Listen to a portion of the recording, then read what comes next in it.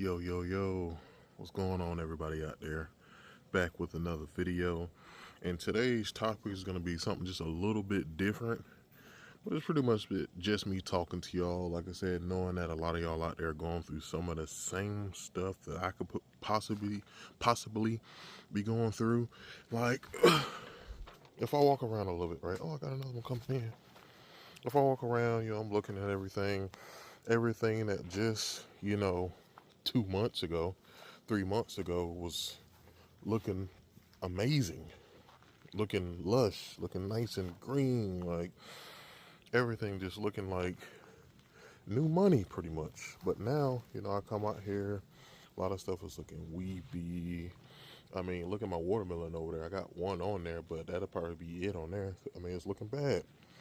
And what I'm going to talk about is it okay? Like I said, the peppers, they look pretty decent. But look at my blackberry bush. It looks pretty rough. And like you said, you can look back at my videos. It wasn't looking as bad, a couple months ago or even a month ago. But is that normal? Is it okay?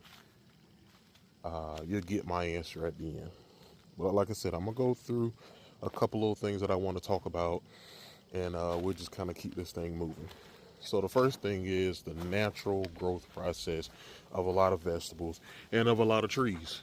Mainly the vegetables. The vegetables, a lot of people feel like as long as you keep them looking, or you keep them fertilized and watered, that your greens or watermelon or cucumbers, they should last forever. No, that's not the case. Everything has a lifespan. And if you look on like your seed packets and stuff like that, you can see on there where it has like the maturity, lifespan, and stuff like that on it. Because not everything doesn't last forever. Not even trees, believe it or not.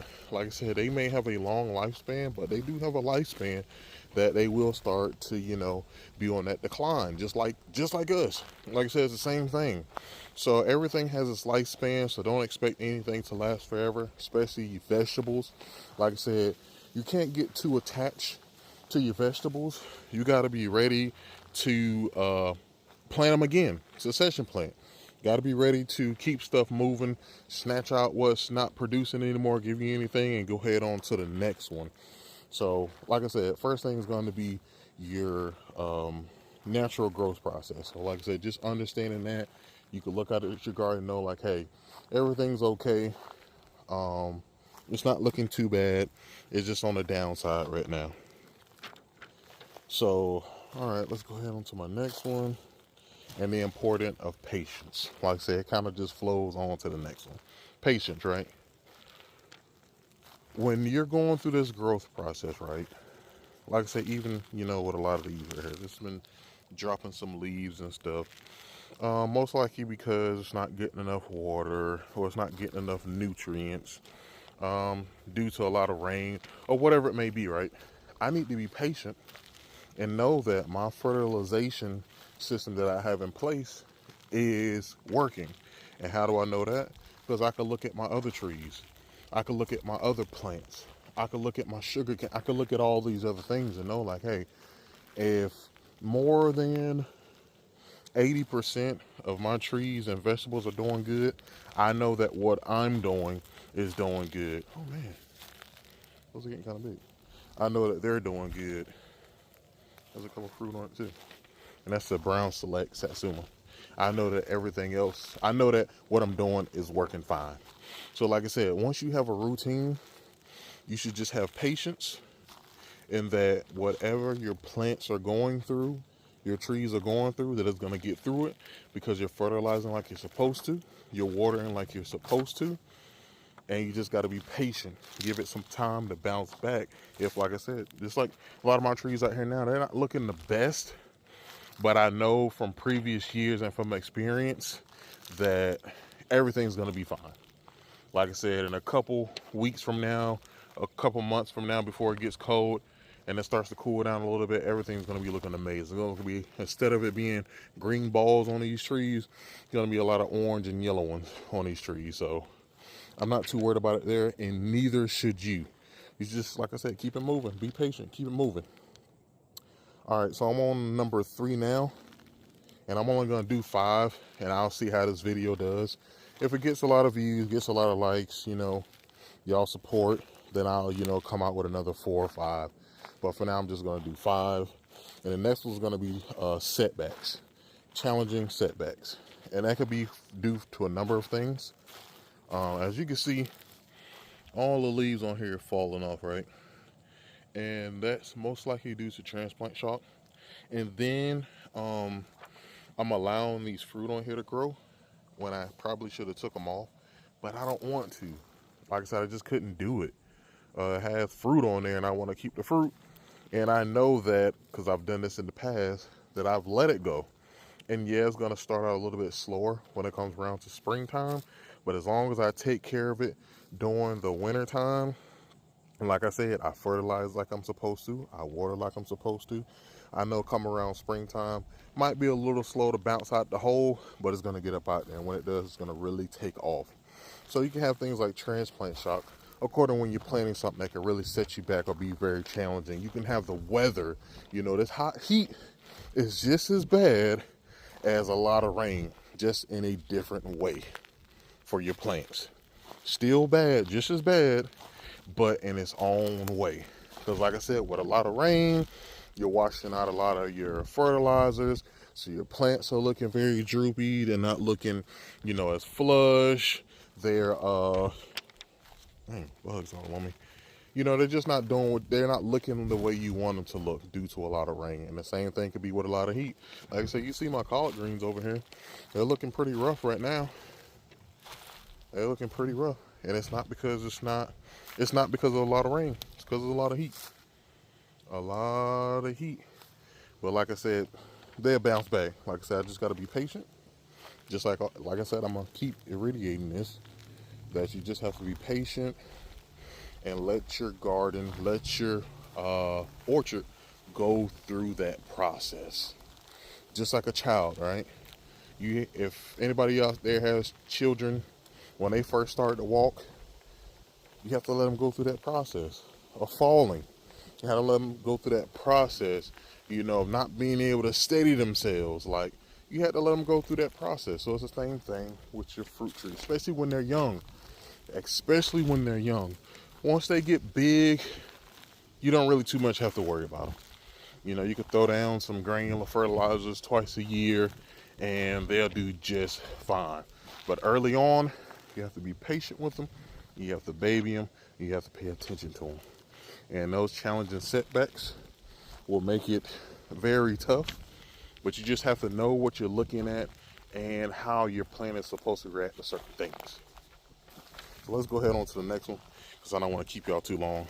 And as you can see, been deer pruned here quite a little bit. And I'm kind of cool with it, because if they stop back here and eat on this how they want to, then they'd be less likely to make it up any further and eat my figs and stuff like that again. So they'll chill back here in the back. But let's go ahead on to the next one, y'all. We got learning from your imperfections, right?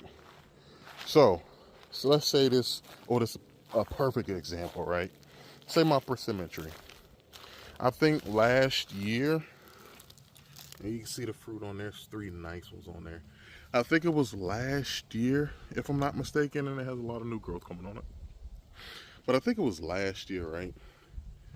I think when I had fertilized, and it was early on in the season, y'all know how I like to kind of push my trees and push my plants.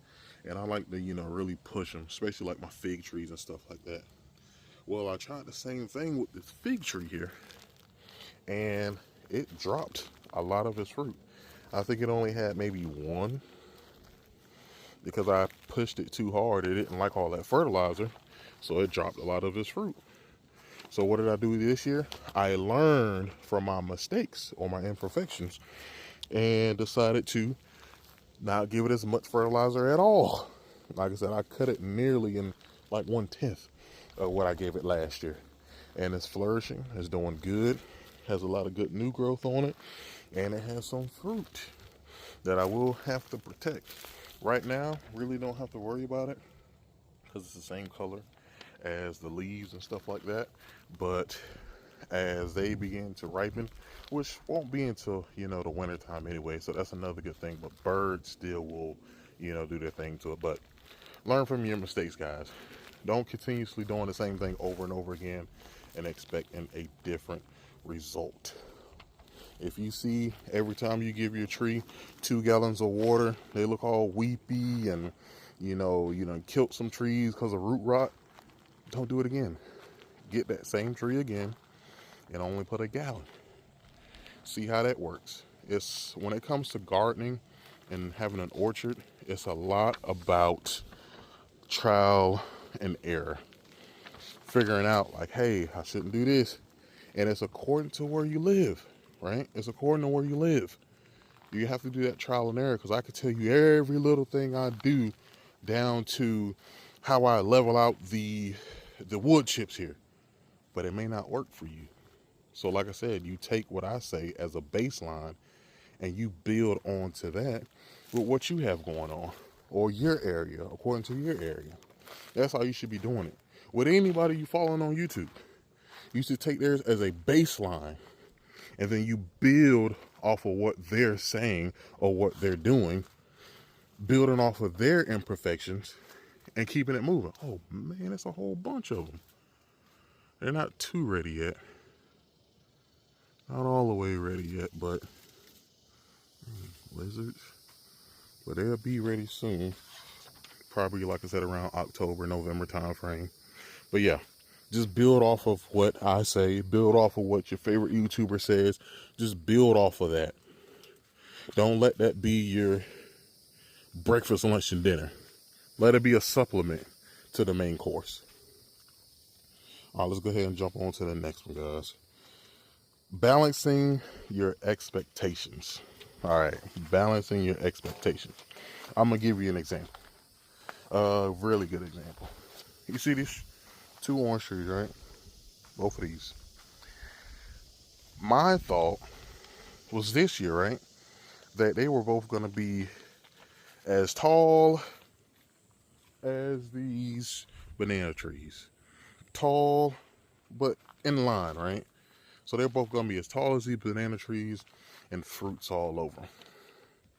But realistically, they've grown a heck of a lot. They've doubled in size this year. They've doubled in size and girth, but not the way I envisioned it. So I have to be realistic with my expectations and know that, they're just not going to grow like that.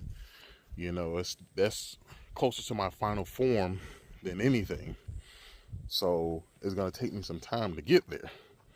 And you shouldn't let that discourage you when it's not happening when you want to or how you want it to happen. Because like I said, look, I envision this being just full of watermelon over here. I had 2, 3. I think I had 3 watermelons over here. And that's my last one over here. And probably will be my last one due to everything look like it's pretty much dying. So, expectations. But I'm happy with what I got. I got some good watermelon. I'm going to have to do a video on it. I did record it, but I didn't get to put it out yet. So I might put it in a short. I'll make y'all watch a long video on it of how it looks on the inside, because it's very, very nice. Very nice. Not as sweet as I thought it would be, but I think it had a lot to do with the rain too. So like I said, it's another expectation. Me expecting, the watermelon to taste super sweet. Like, that's what I'm thinking. Like, man, this thing is going to taste like, a watermelon candy. But it didn't. But I still appreciated it, and I was happy with it because I grew it. I grew it organically. I grew it how I wanted to. It ain't, no chemicals that's going to kill me or my family. Like, I know exactly what went into it. And I'm happy with it. It took time that I'm happy with putting into it. And that's how y'all got to be too. At the end of the day, you got to be happy with what you're doing. And know that at the end of the day, if something big was to happen, you got some type of sustainability. Whether you know how to do it or you're doing it now, you're going to have it. So guys, I'm going to go ahead and wrap it up. Like I said, I don't want to keep y'all too long. I kept you long enough. I hope this video, helped y'all out a little bit or at least it encouraged you to just keep going. Um, don't forget to like and subscribe. And I'm signing out, guys. I'll see y'all in the next video.